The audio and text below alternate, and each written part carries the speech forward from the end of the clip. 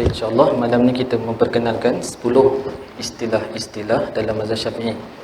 Mustalahatul fiqhiyah. Mustalahatul fiqhiyah ni maksudnya mustalah ataupun istilah-istilah fiqh, iaitu merujuk kepada yang kita gunakan ialah dalam mazhab Syafi'i. Dalam mazhab lain kita tak sentuh. Baik. Jadi yang pertamanya al-aqwal. Apakah yang masukkan dengan aqwal? Aqwal ni ialah, aqwal ni banyak. Kalau sebut ke satu dinamakan sebagai qaul. Satu dinamakan sebagai qaul. Istilah ni tuan-tuan, puan-puan, ayah-ayah dan ibu-ibu yang dirahmati Allah dalam bahasa Arab. Dan kitab kita ni dia ada dua. Dia Arab kemudian ada terjemahan. Jadi kemungkinan kita akan jumpa dengan istilah-istilah yang macam ni. Ni macam kamus rujukan lah. Baik. Aqwal ni maksudnya lah perkataan-perkataan Imam Syafi'i. Imam Syafi'i mengeluarkan beberapa pendapat. Kadang-kadang dua pendapat Imam Syafi'i, kadang-kadang lebih pendapat yang dikeluarkan oleh Imam Syafi'i.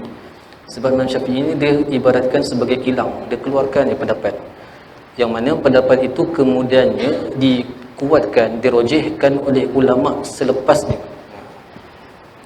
Dirojihkan, maksudnya dikuatkan. Dia keluarkan pendapat. Aku berpendapat macam ni. Aku berpendapat macam ni.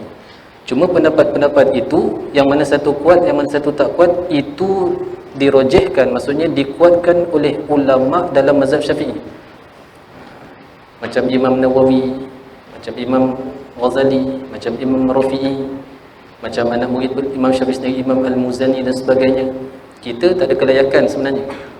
Kita tak ada kelayakan. Sebab Imam Syafi'i ini digelarkan sebagai mujtahid mutlak.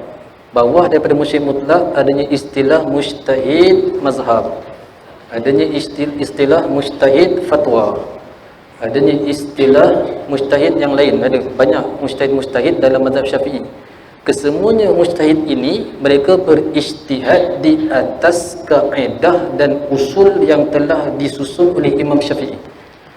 Imam Syafi'i mujtahid mutlak.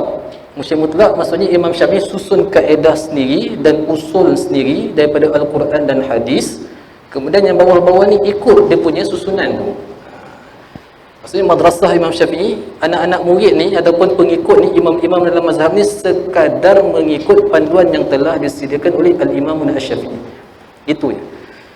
Jadi Imam Syafi'i keluarkan pendapat, kadang-kadang dua pendapat, kadang-kadang lebih daripada dua pendapat. Kadang-kadang kedua-dua pendapat itu ketika mana Imam Syafi'i berada di Iraq, dia panggil qaul qadim. Kadang-kadang dua-dua pendapat itu Imam Syafi'i keluarkan ketika mana di Mesir, dinamakan qaul jadid. Kadang-kadang Imam Syafi'i keluarkan satunya di Iraq, kemudian masuk Mesir, lain pula pendapat Imam Syafi'i. Kadang-kadang Imam Syafi'i keluarkan dalam satu masa, kadang-kadang Imam Syafi'i keluarkan dalam waktu yang lain. Hari ini cakap macam ni, kemudian satu masa nanti Imam Syafi'i keluarkan pendapat yang baru pula. Jadi yang nak tarjihkan, yang nak kuatkan itu adalah ulama dalam mazhab Syafi'i, disebut sebagai ashabul wujuh. Bukan kita. Kita baca kitab Al-Um, kita rasa ni ikut yang kuat tak? Kita tak ada kelayakan. Sebab tu kitab muktabar, kitab induk dalam mazhab Syafi'i ni memanglah kitab Al-Um, tapi bukan itu level kita untuk baca. Kitab induk yang kita baca apa dia paling tinggi dalam mazhab Syafi'i? Kitab Al-Minhaj ataupun Minhajut Talibin karangan Al-Imam An-Nawawi radhiyallahu ta'ala anhu rahimahullahu ta'ala. Itu yang kemudian disyarahkan oleh Al-Imam Ibn Hajar Al-Haytami dalam kitab Tuhfatul Muhtaj, disyarahkan oleh Al-Imam Ar-Ramli dalam kitab Nihayatul Muhtaj, dan ramai lagi ulama yang mensyarahkan kitab Minhajut Talibin. Kitab Al-Um itu bukan kelayakan kita. Kalau tuan-tuan baca pun pening. Imam Syafi'i tak sebut mana satu pendapat yang beliau pegang. Dalam kitab tu kalau kita baca, aku lebih suka yang ni, aku lebih sukai yang ni, aku tidak menyukai yang ni. Yang nak faham Imam Syafi'i suka tu maksudnya wajib ke sunat ke? Imam Syafi'i kata aku tak suka perkara ni. Tak suka di sisi Imam Syafi'i itu tak suka haram ke tak suka makruh. Sebab kan dalam hukum kan bila sebut suruh ni maksudnya boleh jadi wajib, boleh jadi sunat. Larang boleh jadi makruh, boleh jadi haram. Makruh pun larang juga, cuma disebut sebagai larangan yang tidak mutlak. Maksudnya kalau buat Allah Ta'ala tak siksa, tapi kalau tinggalkan Allah Ta'ala bagi pahala. Haram larangan yang mutlak. Kalau buat dapat dosa, tinggal dapat pahala. Imam Syafi'i dalam tu tak sebut ni wajib, ni sunat, ni haram, tak. Imam Syafi'i sekadar menyebutkan aku lebih menyukai yang ni, aku tidak suka yang ni, aku lebih cenderung yang ni. Nak tahu tu yang ni maksudnya wajib ke sunat, itu kena anak murid Imam Syafi'i yang faham istilah tok guru dia orang, tok guru mereka, itu anak murid lah. Baik, jadi ini dimasukkan aqwal. Allah, 5 minit lagi, kita ada 10 ni. Baik. Jadi ini masukkan aqwal ialah perkataan Imam Asy-Syafi'i radhiyallahu taala anhu. Okey, baik, perkataan Imam Syafi'i. Okey, tak apa, nanti kita inilah, kadang-kadang Imam Syafi'i tarjih, kadang-kadang tak. Imam Syafi'i sebut dia. Yang kedua ialah al-asah. Apakah yang dimaksud dengan al-asah? Al-asah ialah pendapat yang kuat daripada pendapat-pendapat ulama dalam mazhab Syafi'i. Al-asah maksudnya pendapat yang kuat daripada pendapat ulama-ulama dalam mazhab Syafi'i ketika mana perselisihan tu kuat. Maksudnya banyak khilaf, banyak pendapat dalam kalangan ulama mazhab Syafi'i, dan setiap pendapat tu dia punya dalilnya kukuh. Dalilnya kukuh. Imam ni keluarkan pendapat macam ni, dalilnya kukuh. Imam ni keluarkan pendapat macam ni, dalilnya kukuh. Masing-masing hujahnya agak konkret. Maka dalam banyak pendapat yang paling kuat dalam banyak-banyak tu disebut sebagai pendapat yang sahih, asah. Pendapat yang asah. Baik, itu dimaksudkan asah. Kadang-kadang disebut sebagai rajih. Baik. Kemudian as-sahih. As-sahih ni pula dia sama lebih kurang macam asah tadi. Maksudnya pendapat yang kuat daripada kalangan pendapat-pendapat yang dikemukakan oleh ulama dalam mazhab Syafi'i, tetapi hujahnya tak konkret macam tadi. Masing-masing ada pendapat, tapi hujahnya tak kuat, tak kukuh. Sebagai sebut khilaf yang dhaif. Perselisihan tu lemah sebab hujahnya tak kuat. Maka pendapat yang paling kuat dalam banyak pendapat-pendapat tu disebut sebagai qaul sahih. Pendapat yang sahih. Ini istilahnya. Imam Nawawi pendapatnya macam ni, Imam Rafi'i pendapatnya macam ni, Imam ni pendapatnya macam ni. Banyak-banyak pendapat, macam-macam pendapat. Maka kalau pendapat tu kuat, setiap pendapat itu mempunyai alasan yang kuat. Yang paling kuat disebut sebagai asah. Kalau dalam banyak-banyak pendapat tetapi alasannya kurang kuat ataupun lemah, maka pendapat yang paling kuat dalam banyak-banyak pendapat itu adalah disebut sebagai sahih.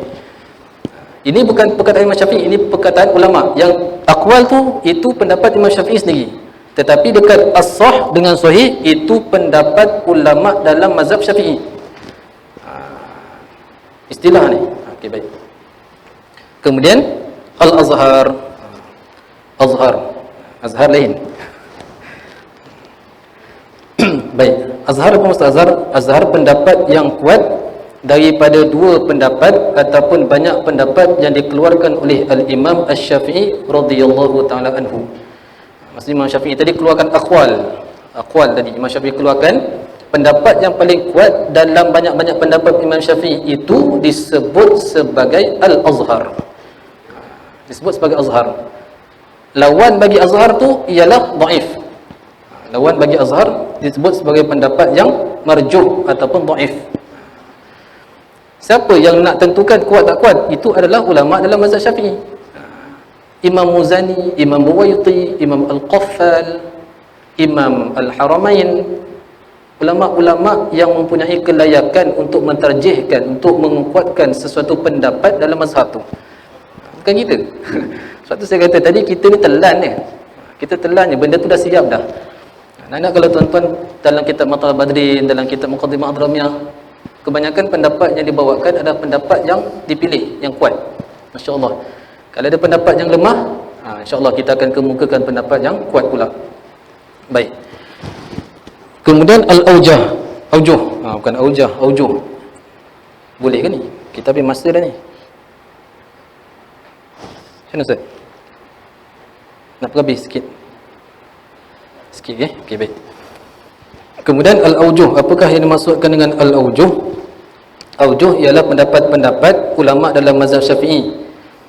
Contohnya macam Imam Al-Muzani, Al-Imam Al-Qaffal, Imam Al-Ghazali dan sebagainya, yang mana mereka mengeluarkan pendapat itu daripada kaedah dan usul yang telah disusun oleh Al-Imam Asy-Syafi'i radhiyallahu taala anhu. Jadi mereka berijtihad dalam sebagian masalah, dalam sebagian perkara. Maka ijtihad itu disebut sebagai al-awjuh. Baik.